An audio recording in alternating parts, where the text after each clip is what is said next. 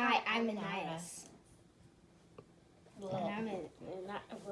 Hi, we're I'm the- Anais. And we're the ini2kidz Productions. Yeah.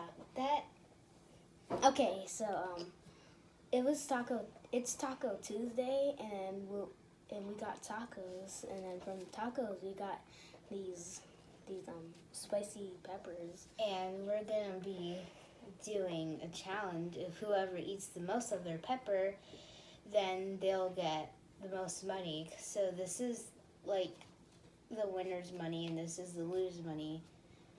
And then here's some drinks to help us if it's too spicy. Yeah, so let's start in 3, 2, 1, go.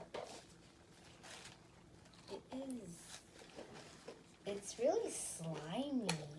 It has so much seeds. Are these edible? What the? I'm gonna take a bite, and I feel. What the world? It's so spicy. Doesn't taste good.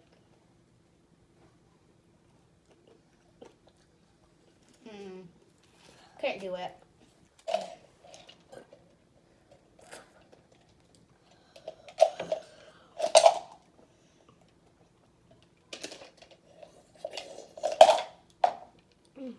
Oh, that's so spicy.